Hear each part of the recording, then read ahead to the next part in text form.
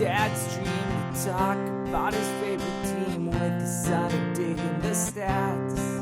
Come and join us, nerding on the Dbacks.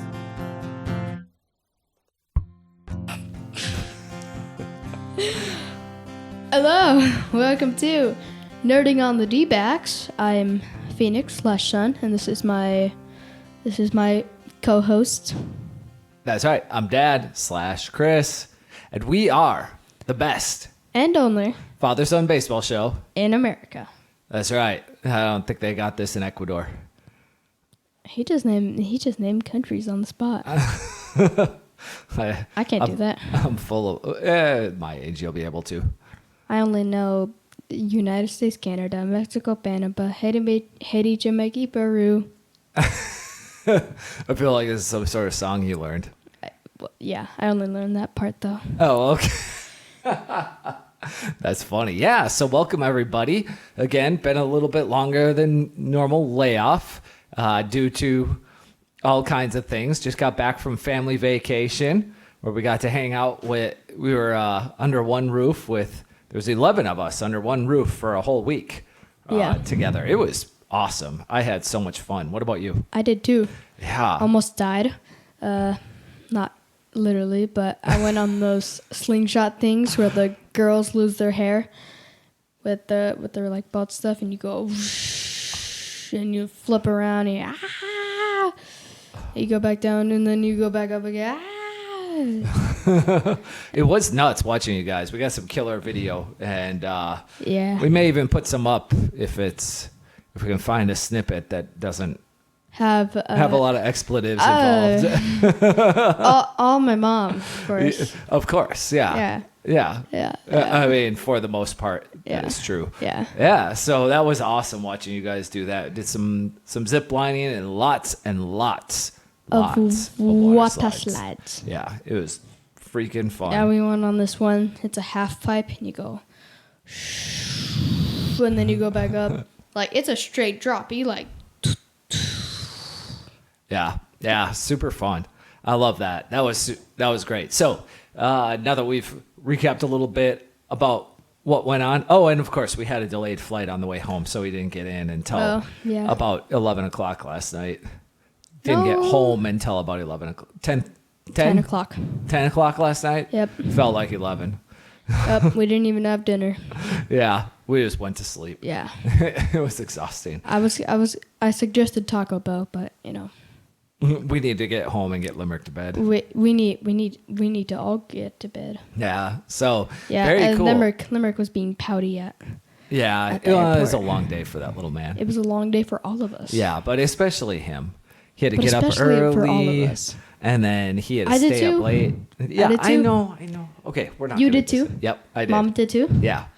Kitty girl did too? One day when you're a dad, you'll understand the phrase. Well, what if I'm not a dad? Okay, maybe you never will. That's sad. Okay. All right, so this week we are going to play the game show that is sweeping all of North American sports called...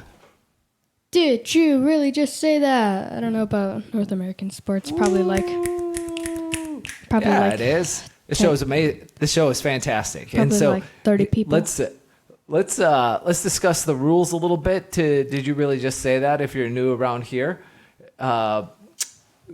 which you shouldn't be. What we do is we make 3 predictions. Each of us make 3 predictions on every show, and they must be quantifiable. That's right, which means they got to be trackable. And then when we get them accurate, we're going to track hits, batting average, doubles, and home runs. Yeah. And we'll decide on each hit type sometime when we make the prediction, sometime after we get off the camera. Yep. It kind of depends. So, yeah. So with that, the first thing we got to do is we got to discuss what we got right and what we got wrong. And I want to start out with some good news. So, that one's wrong. But we're gonna start with Phoenix because he actually has a correct one. And so this one is. Okay. So, for me, the most successful one. I said D-backs and Dodgers will combine for 6+ runs in every game of the July 2nd to 4th series. That's right, yeah. And you nailed that one by quite a gap. I think the lowest combined runs was 11 in all of those games. So really not even Oh, my God. off. So that was good for a single. And then let's see, what else you missed?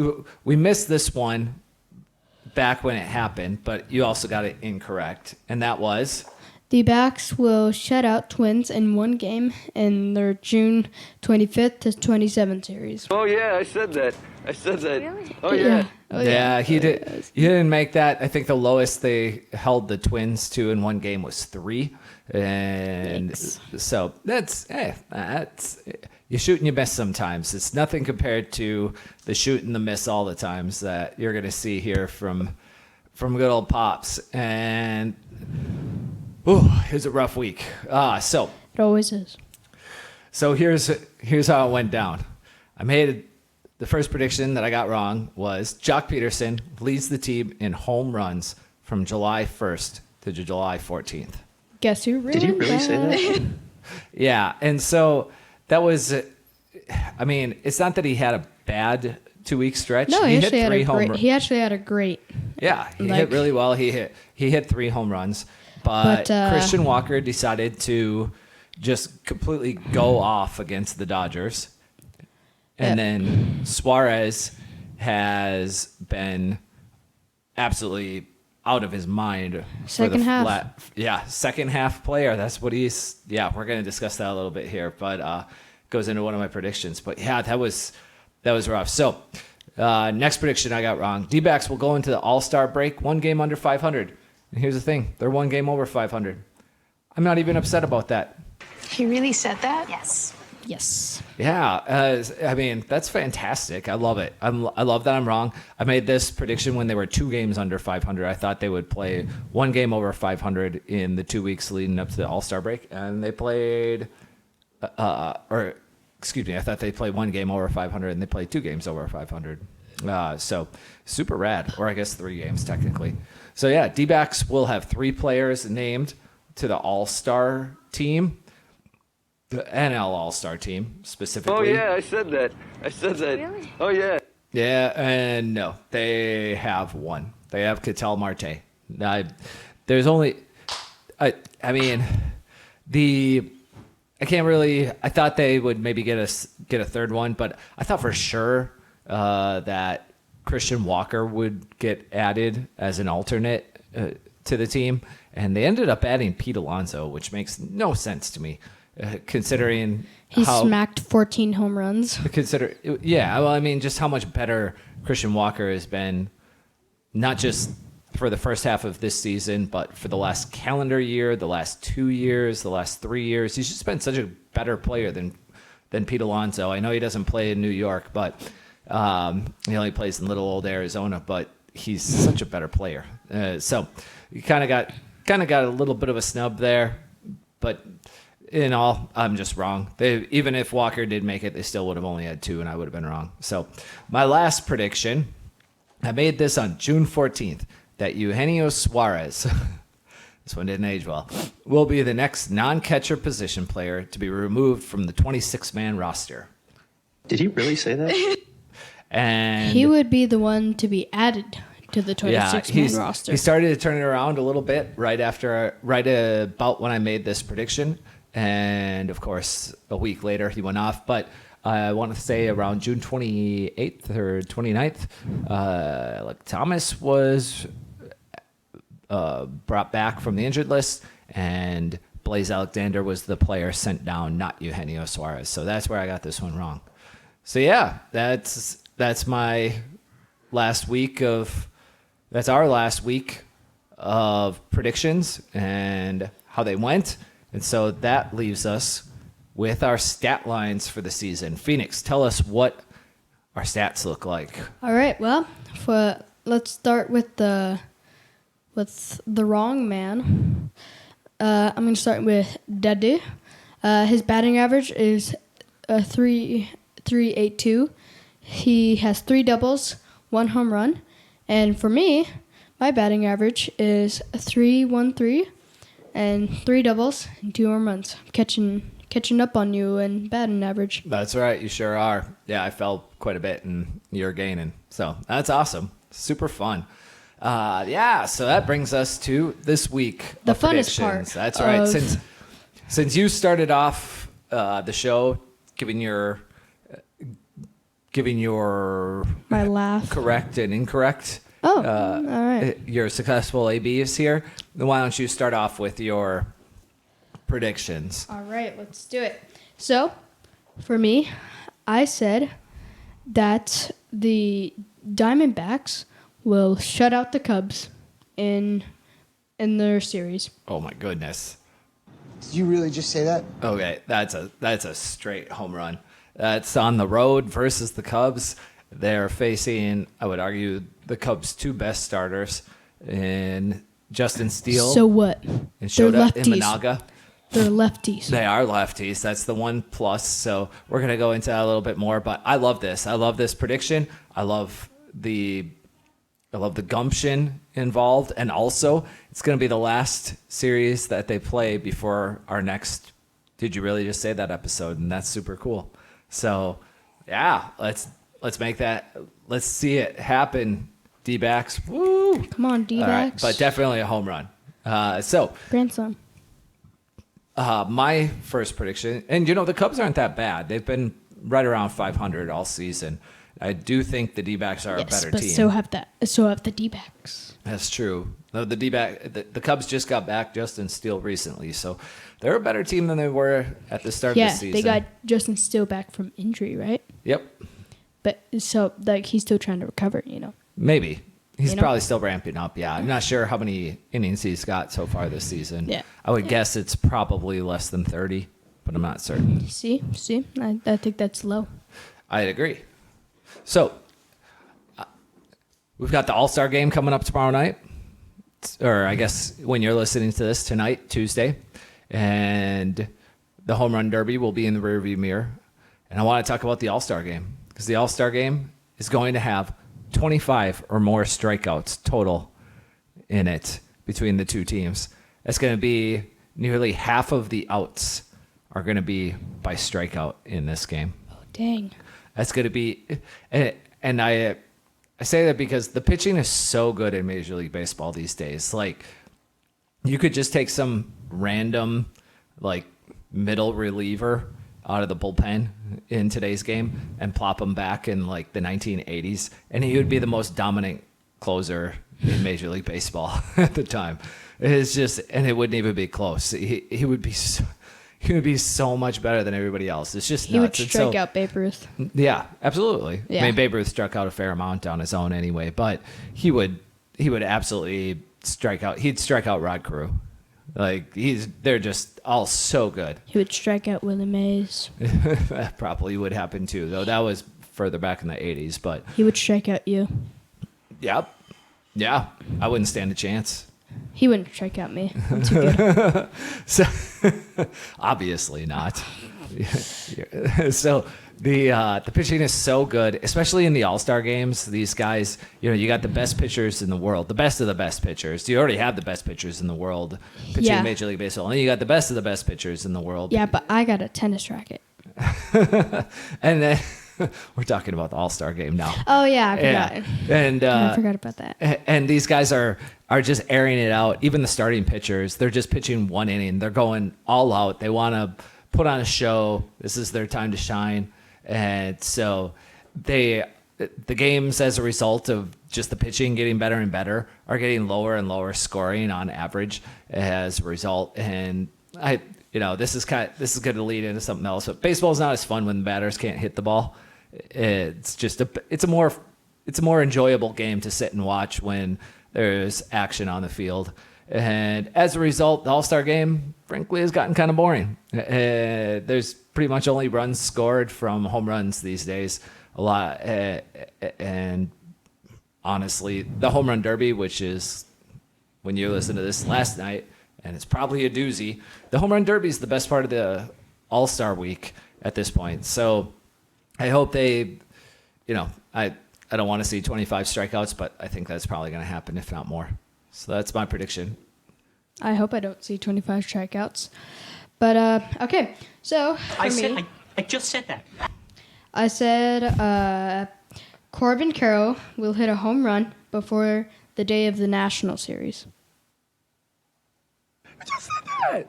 That's about 2 series to hit a home run. Yeah, it's 3, actually. Oh.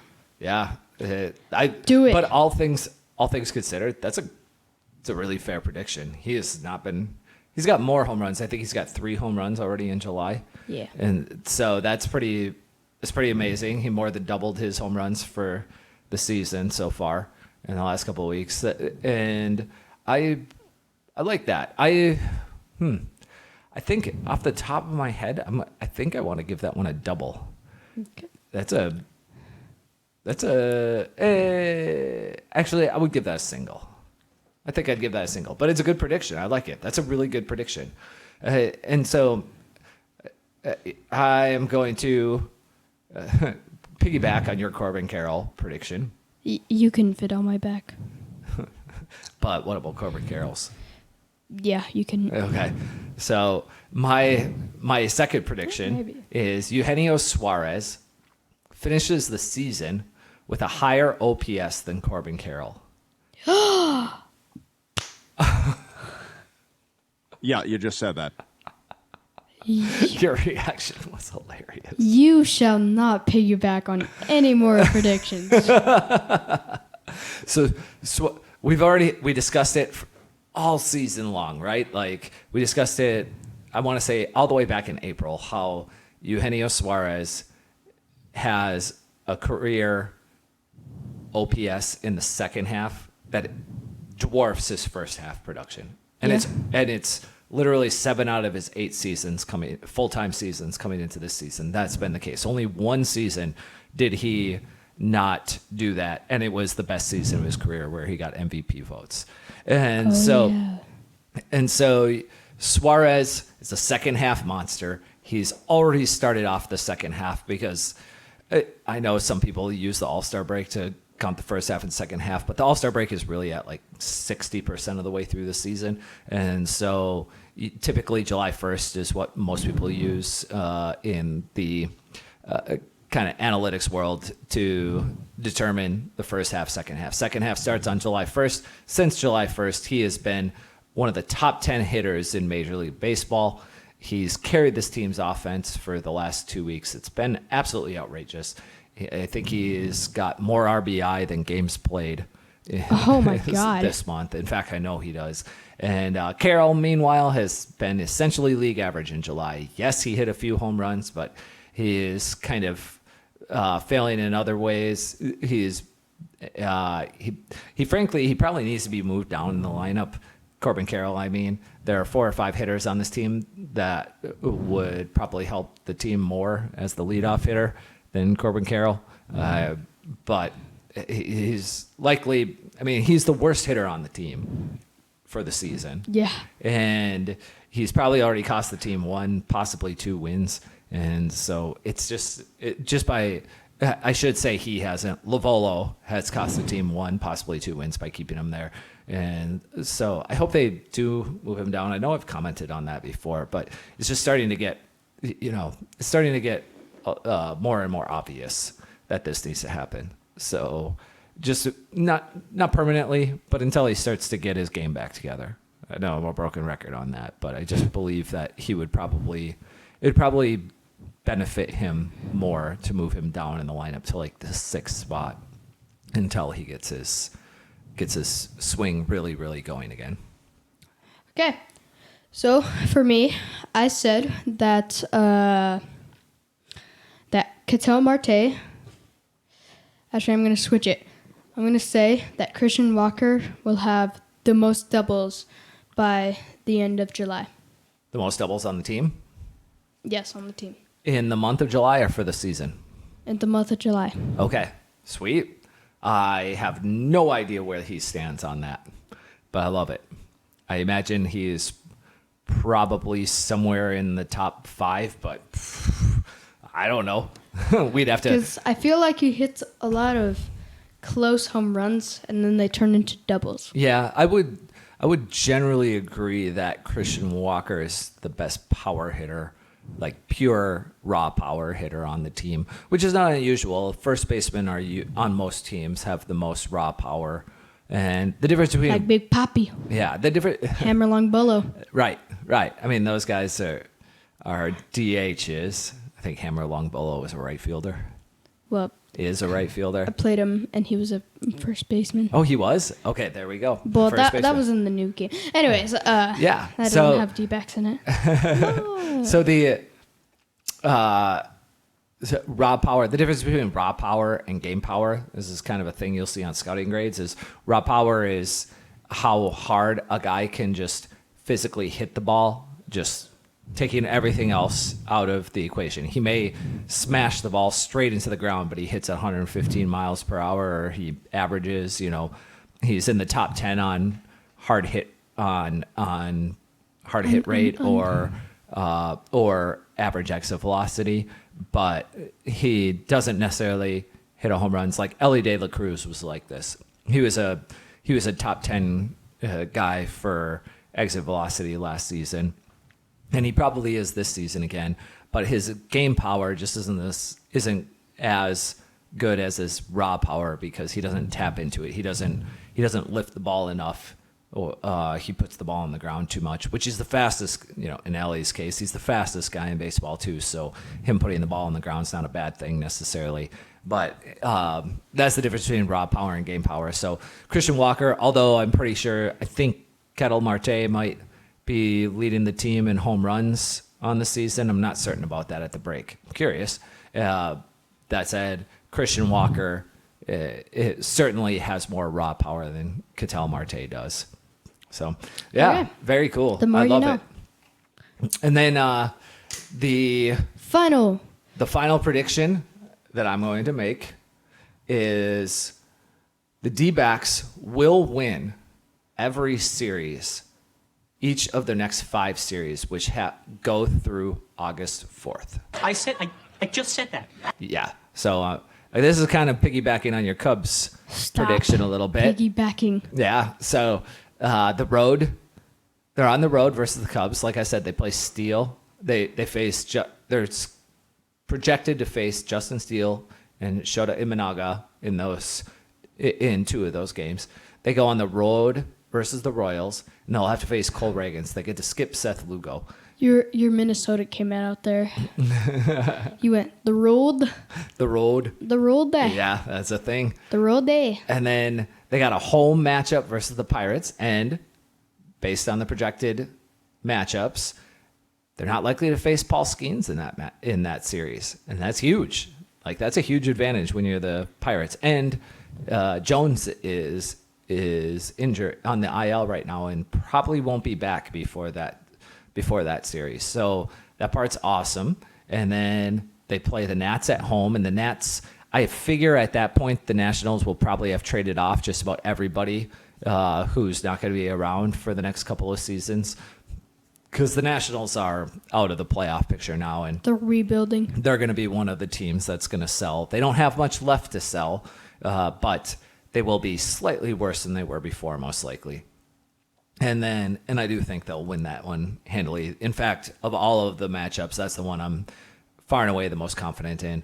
And then they go on the road to face the Pirates in the first weekend of August, and that's where they're likely to face Paul Skeens in that series. But if they only have to face Skeens in one of those 6 games, that's a huge advantage to the D-backs. And I think they can pull this off. After that, they've got to put themselves in a really good spot, because after August, the rest of the season's pretty hard. Like, I'm not saying it's a crazy schedule, but it is their average team.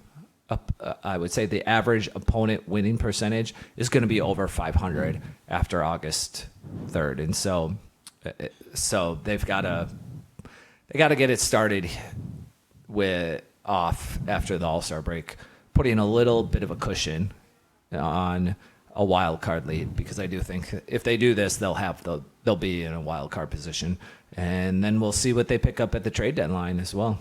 All right. Yeah. So that's it.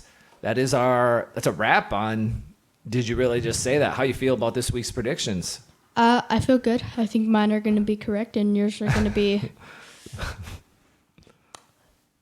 close to correct. Oh, right. I'll take it. I like your predictions. Good creative predictions. Fun. Yeah. So very well. You sound like the comments.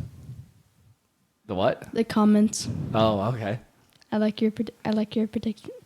All right. Anyways, Like the family, the comments? no, the Comments family? the ones down there. The one oh, okay. Yeah, you can comment. Oh, here's a new thing. I just want to say, we didn't even say this at the beginning. Please like, comment, subscribe, rate, review, all of those things. And of course, channel your inner kindergartner and Share. all right. And here's a new thing that Spotify just brought out, that you can comment on episodes now on Spotify. So please comment on the episode if you have anything that you want to contribute. We will absolutely be getting back to you if you leave us a comment. Yeah, and if you don't comment, On YouTube or on Spotify, as a strawberry dude found out. Appreciate you, strawberry dude. yeah. So, well, And I'm not little anymore. yeah. Oh, yeah. I'm Forgot to include this part. While we threw the party before we left for vacation, Phoenix is now officially a teenager. Yeah, mood swings. I'm gonna have to update our profile so that, because right now I have 12-year-old son, and I'm gonna have to put 13-year-old son. That's gonna go well. Yeah, it shouldn't take that long, but it's just a fun thing. Yeah. The people are gonna look. I only wanna listen to a 12-year-old. Yeah. All right. Well, with that, bye. Goodbye. Hi, Limerick.